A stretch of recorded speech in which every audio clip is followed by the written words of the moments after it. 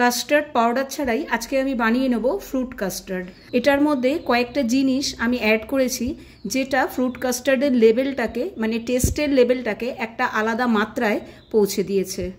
কিছু কিছু জিনিস এমন আছে যেটা বানানোর সময় খুব কম পরিশ্রম লাগে আর সময়ও খুবই কম লাগে।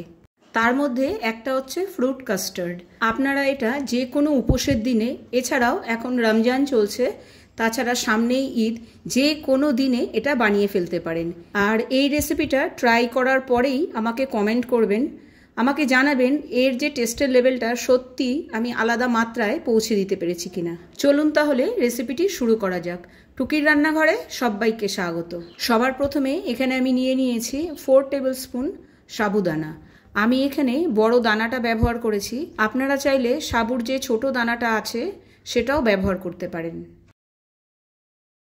নিয়ে নেব একটা মিক্সার জার। সাবুদানাগুলোকে আমি মিক্সার জারের মধ্যে দিয়ে দিচ্ছি আর এটার একটা ফাইন পাউডার তৈরি করে নেব। পাউডারটা আমি তৈরি করে নিয়ে চলে এসেছি। মিক্সারে কিন্তু একদম ফাইন পাউডার তৈরি করে নেওয়া সম্ভব না, এটাকে এবার আমি ছেঁকে নেব। সামনে থেকে দেখিয়ে দিচ্ছি, দেখুন একদম দানা দানা রয়ে গেছে।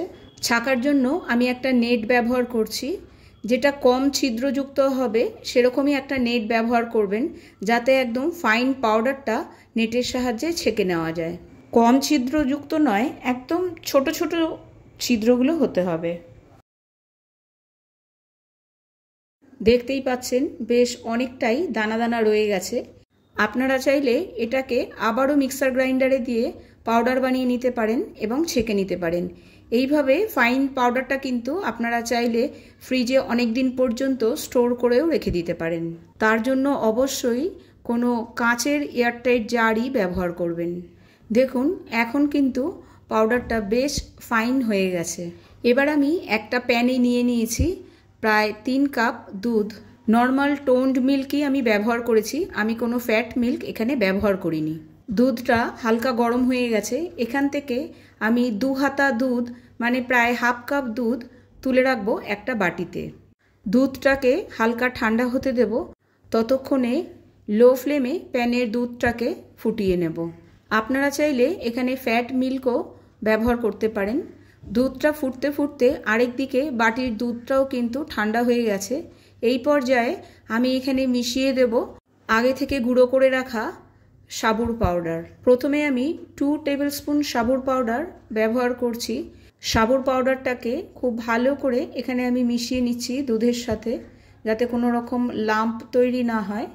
এরপরে আমার মনে হলো আরও 1 চামচ পাউডার লাগবে, তার জন্য আমি দিয়ে দিচ্ছি আরও 1 টেবিল স্পুন সাবুর পাউডার। টোটালে আমি এখানে 3 টেবিল স্পুন সাবুর পাউডার ইউজ করেছি। সেটাকেও খুব ভালো করে আমি দুধের সাথে মিশিয়ে নিচ্ছি। একটু পরেই দেখা যাবে সাবুটা কিন্তু ফুলে একদম দুধের সাথে মিশে গেছে। এখনই ভেজানোর সাথে সাথেই দেখুন বেশ গাঢ় হয়ে যাচ্ছে। আমি এটাকে 5 মিনিট এভাবেই রেখে দেবো। ততক্ষণে আরেক দিকে দুধটাও বেশ ফুটে গেছে। দেখুন 5 মিনিটের মধ্যেই কিন্তু সাবুটাও বেশ ফুলে ডাবল হয়ে গেছে।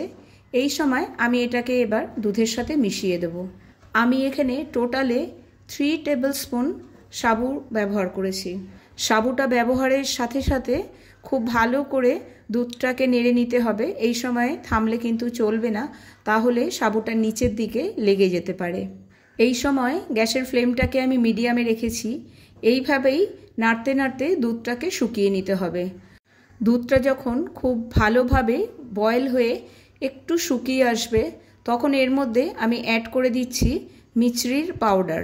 আপনারা চাইলে এর বদলে চিনিও ব্যবহার করতে পারেন। আমার কাছে মিছরির পাউডার ছিল তাই আমি ব্যবহার করেছি। এখানে আমি 2 টেবিল স্পুন মিছরির পাউডার ব্যবহার করেছি। সব কিছুকে খুব ভালোভাবে মিশিয়ে নিয়ে আমি এখানে দিয়ে দিচ্ছি হাফ টিস্পুন এলাচ গুঁড়ো। এলাচ গুঁড়োকেও খুব ভালোভাবে মিশিয়ে নিয়ে দুধটাকে আমি আবারও ফুটতে দেবো। যখন ফুটে প্রায় অর্ধেক হয়ে আসবে, এখানে আমি ব্যবহার করছি 2 টেবিল স্পুন কনডেন্সড মিল্ক।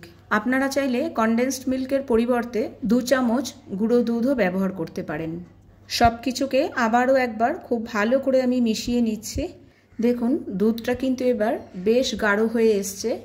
এরপরে আর বেশি গাঢ় করার দরকার নেই, কারণ ঠান্ডা হলে অটোমেটিক্যালি আরও গাঢ় হয়ে যাবে। এই সময় গ্যাসের ফ্লেমটাকে এবার বন্ধ করে দিতে হবে। এরপরে একটা কাজ করতে হবে, যেটা ঠিক কাস্টার্ডের মতো ঠিক ক্রিমি যে একটা টেক্সচার সেইটা নিয়ে আসবে। তার জন্য অনবরত একটা খুন্তির সাহায্যে বা স্প্যাচুলার সাহায্যে ঠিক এইভাবে নেড়ে নেড়ে দুধটাকে ঠান্ডা করে দিতে হবে। মানে সর জমলে চলবে না। এর পরিবর্তে আপনারা কিন্তু একদম হাফ টিস্পুন এর মধ্যে বাটার দিয়ে দিতে পারেন।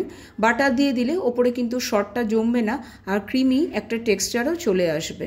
আমি এখানে বাটার ইউজ করব না, তার বদলে আমি এভাবে একটু পরিশ্রম করব। আস্তে আস্তে দেখুন দুধটা ঠান্ডা হওয়ার সাথে সাথে বেশ গাঢ় হয়ে যাচ্ছে। আর নাড়ার জন্য দেখুন একদম কাস্টার্ডের মতো ক্রিমি টেক্সচারও কিন্তু চলে এসেছে। এবার এটাকে আমি একটা বাটিতে নামিয়ে নেব আর এটাকে ঠান্ডা করার জন্য ফ্রিজে রেখে দেবো। কাস্টার্ড কিন্তু ঠান্ডা ঠান্ডাই পরিবেশন করতে হয়, তাহলে কাস্টার্ডের অ্যাকচুয়াল মজা পাওয়া যায়। এই গরমের দিনে যে কোনো দিনে কোনো উৎসবে অনুষ্ঠানে আপনারা কিন্তু এই রেসিপিটা অবশ্যই ট্রাই করতে পারেন। যেহেতু রেসিপির নাম ফ্রুট কাস্টার্ড, সেহেতু আমার কাছে যা যা ফ্রুট ছিল সেগুলোই আমি ব্যবহার করেছি। আপনারা আপনাদের পছন্দের যে কোনো ফ্রুটসই ব্যবহার করতে পারেন, তবে দেখবেন সেটা যেন বেশি টক না হয়। আমি এখানে নিয়ে নিয়েছি আপেল, কলা, আঙুর, বেদানা আর কিছু ড্রাই ফ্রুটস। ড্রাই ফ্রুটসটা কিন্তু এখানে অপশনাল, আপনারা আপনাদের ইচ্ছা মতো যা কিছুই এখানে ব্যবহার করতে পারেন। ফলগুলো কাটার সময় একটু ছোট ছোট করে কেটে নিতে হবে। বড় করে কাটলে খেতে এবং দেখতে দুটোই ভালো লাগবে না। যে বাচ্চারা একদম ফল খায় না তাদেরকেও যদি ঠিক এভাবে দেওয়া যায় তৈরি করে, তাহলে ওরাও কিন্তু খুব খুশি মনে এটাকে খেয়ে নেবে। ড্রাই ফ্রুটসের মধ্যে আমি এখানে নিয়ে নিয়েছি কাজু, পেস্তা, আমন্ড আর কিশমিশ। ড্রাই ফ্রুটসগুলোকেও আমি এখানে ছোট ছোট টুকরো করে কেটে নিচ্ছি। চলে যাব নেক্সট স্টেপে। দুধের বাটিটাকে ফ্রিজ থেকে বের করে নিয়ে চলে এসেছি। এবার একে একে প্রথমে মিশিয়ে দিচ্ছি আপেল, কলা, আঙুর এবং বেদানা। এবার দিয়ে দেব ড্রাই ফ্রুটসগুলোকে। প্রথমেই দিয়ে দিচ্ছি আমন্ড, কাজু, পেস্তা এবং কিশমিশ। সব কিছুকে এবার খুব ভালো করে মিশিয়ে নিতে হবে। তবে যখন পরিবেশন করবেন তার আগেই ফ্রিজ থেকে ঠান্ডা ঠান্ডা দুধটা বার করে তারপরে ফলগুলো মিশিয়ে পরিবেশন করবেন। আগে থেকে ফলগুলো দুধের মধ্যে মিশিয়ে ফ্রিজে রেখে দেবেন না, তাহলে ঠিক কনসিস্টেন্সিটা এরকম গাঢ় থাকবে না, একটু পাতলা হয়ে যাবে। চলুন এবার আমি এটাকে সার্ভ করে ফেলি নিজের পছন্দ মতো। বাটিতে তো আমি করছি না, আমি ঠিক এই রকম গ্লাসগুলো ব্যবহার করেছি। এগুলো দেখতে দুর্দান্ত লাগে আর এগুলোর মধ্যে পরিবেশন করলে প্রত্যেকেই ভালোবাসবে, ছোট থেকে বড়। আমি ঠিক এভাবেই গ্লাসের মধ্যে পরিবেশন করছি। ফ্রুট কাস্টার্ড কিন্তু একদম রেডি। আপনারা এইভাবেও ডাইরেক্ট পরিবেশন করতে পারেন, তবে আমি করব আমার মতো করে।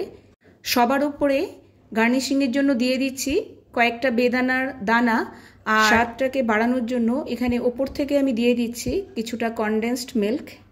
এগুলো টোটালি অপশনাল। উপোসের দিনে যদি এগুলো খাওয়া নিষেধ হয়ে থাকে তাহলে অবশ্যই আপনারা এগুলো ইউজ করবেন না। এখানে আমি ব্যবহার করে নিচ্ছি ভ্যানিলা আইসক্রিম। ঠান্ডা ঠান্ডা কাস্টার্ড আর তার মধ্যে যদি ভ্যানিলা আইসক্রিম হয় তাহলে অবশ্যই বুঝতে পারছেন এইটাই ফ্রুট কাস্টার্ডের টেস্টের লেভেলটাকে 1 থেকে 100-এ পৌঁছে দেবে। রেসিপিটা কিন্তু সত্যিই দুর্দান্ত হয়েছে। আমি টেস্ট করে তারপরেই কিন্তু আপনাদের সাথে ভিডিও শেয়ার করে থাকি। ভিডিওটা যদি ভালো লেগে থাকে অবশ্যই কমেন্ট বক্সে একটা কমেন্ট করে জানাবেন। আর আমার চ্যানেলের পুরনো বন্ধুদের জানাই অসংখ্য ধন্যবাদ। নতুন বন্ধু হয়ে থাকলে চ্যানেলটিকে সাবস্ক্রাইব করে আমার পাশে থাকার অনুরোধ রইল। আজকে তবে এই পর্যন্তই। আবার দেখা হবে আরেকটি নতুন ভিডিওর সাথে। টাটা।